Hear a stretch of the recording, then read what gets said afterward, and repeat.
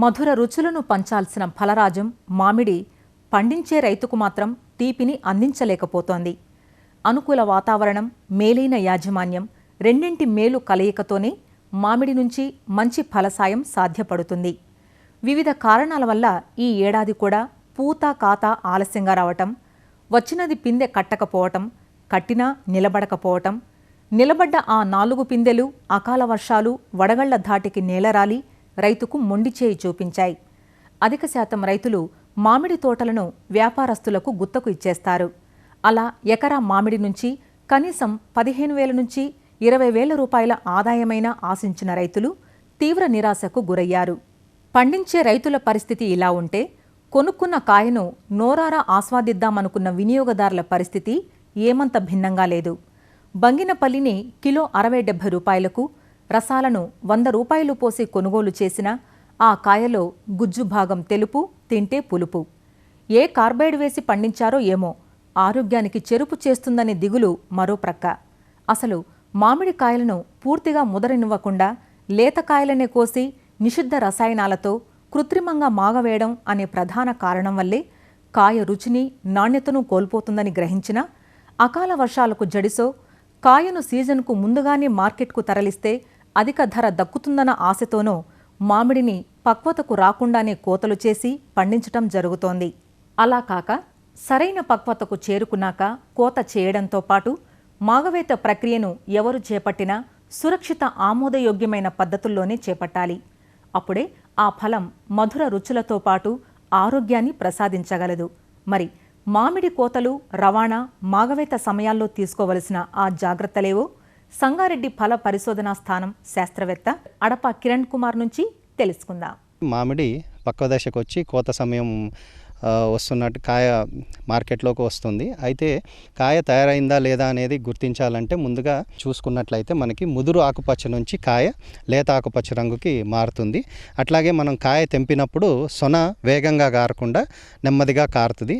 ఇవి గమనించినట్లయితే మనం కాయ తయారైందట్టుగా గుర్తించవచ్చు. అట్లా కాకుండా మనకి శాస్త్రీయ పద్ధతిలో గుర్తించాలంటే రిఫ్రాక్టోమీటర్స్ అని ఉంటాయి.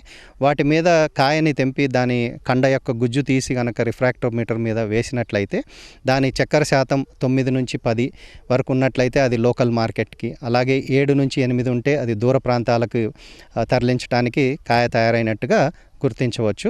ఈ విధంగా మనం కాయ తయారైందని గుర్తించిన తర్వాత కాయ తెంపటం అనేది కూడా చాలా ముఖ్యమైన అంశం. సహజంగా కాయలు తెంపటం అనేది కాయలు చెట్లెక్కేసి కాయలు తెంపి కిందకి విసరటం, అట్లాగే చిక్కాలు లేకుండా కాయ కోసి కింద పడేయటం ఇలాంటివి జరుగుతూ ఉంటాయి. ఇలా చేయటం మూలాన మనకి కాయలు పక్వ దశలో ఆ దెబ్బ అనేది పాకానికి వచ్చినప్పుడు పండిన తర్వాత ఆ కాయ మీద మనకి ఆ దెబ్బ కనపడుతూ ఉంటుంది. ఇట్లా కాకుండా కాయ మనం కాడతోటే తెంపాలి. వీలైనంత వరకు మనకి చేతికి అందిన కాయలు సికేచర్లతో కట్ చేసుకోవాలి. అలాగే చెట్టు పైన ఉన్న వాటిని హార్వెస్టర్స్, డాపోలి హార్వెస్టర్స్ కానీ ఐఏహెచ్ఆర్ హార్వెస్టర్స్, చిక్కాలని అంటాం, వాటితోటి కోయాలి. కోసేటప్పుడు ఈ చిక్కాల్లో వీలైనంత వరకు ఒక కాయే కోయాలి. మనం 4-5 కాయలు ఒకేసారి కనుక కోసినట్లయితే కాడలు తెగిపోయి ఒకదాని సొన ఇంకొక కాయకి తగిలి కాయలు దాని యొక్క నాణ్యత అనేది పోవడం జరుగుతూ ఉంటుంది. వీలైనంత వరకు ఉదయం లేదా సాయంత్రం పూట కాయలు కోసినట్లయితే మనకి ఫీల్డ్ హీట్ అంటాం, అంటే కాయలో ఉండే వేడి అది ఎక్కువగా ఉండకుండా ఉంటుంది. ఈ కోసుకున్న కాయ అంతా కూడా ప్లాస్టిక్ రైస్లో పెట్టుకొని జాగ్రత్తగా ట్రాన్స్పోర్ట్ చేసుకొని ప్యాక్ హౌస్కి తరలించుకోవాలి. ఈ ప్యాక్ హౌస్కి తరలించిన తర్వాత మనం ఈ డీశాపింగ్ అంటాం. ఇది చాలా ముఖ్యమైన పద్ధతి. ఈ డీశాపింగ్ కాయ రకాన్ని బట్టి లేదా కాయ కోసే మెచ్యూరిటీని బట్టి మనకి సుమారు అరగంట నుంచి గంట వరకు కూడా సమయం పడుతుంది. ఈ డీశాపింగ్ కొరకు మనం వెదురు బొంగులు మీద కాయలను తిరగేసి ఈ కాడలతో తీసుకెళ్లిన కాయల్ని కట్ చేసి తిరగేసి పెట్టినట్లయితే మనకి సుమారు అర్ధగంట నుంచి గంటలోపు ఈ సొనంతా కూడా కారిపోయి కాయలు సొన లేకుండా ఉంటాయి. ఇలాంటి కాయలన్నింటినీ కూడా మనం 1 లీటర్కి 0.5 ml శాండోవిట్ వేసుకొని ఈ నీళ్ళల్లో మనం కాయల్ని కడగాలి. ఈ కడిగిన తర్వాత మనం హాట్ వాటర్ ట్రీట్మెంట్ అంటాము. అంటే వేడి గోరువెచ్చని నీళ్ళు, అంటే సుమారు 52 డిగ్రీల దగ్గర +−1 డిగ్రీల దగ్గర మనం ఒక 3 నుంచి 5 నిమిషాలు కనుక కాయల్ని అందులో ముంచినట్లయితే మనకి కాయ పక్వానికి వచ్చి కాయ పండేటప్పుడు కాయల మీద మచ్చలు ఏర్పడతాయి. ఇది యాంథ్రక్నోజ్ మూలాన వస్తూ ఉంటుంది. ఈ యాంథ్రక్నోజ్ అనేది రాకుండా ఉండటానికి మనం ఈ హాట్ వాటర్ ట్రీట్మెంట్ అనేది పద్ధతి ద్వారా ఇచ్చినట్లయితే మనకి కాయలు పండిన తర్వాత ఈ మచ్చలు కాయల మీద ఏర్పడకుండా ఉంటాయి. అంటే పండించేటప్పుడు కాయ ఎంత నాణ్యంగా పండిస్తామో కోత తర్వాత మనం ఈ పద్ధతులన్నీ పాటించినట్లయితే మనకి కాయకి మంచి ధర పలికే అవకాశం ఉంటుంది. ఈ కార్బైడ్ ద్వారా పండించిన కాయలు ఎట్టి పరిస్థితుల్లో కూడా తినకూడదు. అయితే కార్బైడ్కి ఆల్టర్నేటివ్ కనుక చూసుకున్నట్లయితే మనకి 2 విధాలుగా కాయల్ని మాగబెట్టుకోవచ్చు. ఒకటి ఇథరిల్ అని లిక్విడ్ దొరుకుతుంది. అది మనం లీటర్కి 2 ml కలిపి దాంట్లో కాయలు కనుక 3 నుంచి 5 నిమిషాలు కనుక ఉంచి తీసి మామూలుగా మనం రూమ్లో కనుక పెట్టినట్లయితే ఒక 4-5 రోజుల్లో కాయలు పండుతాయి.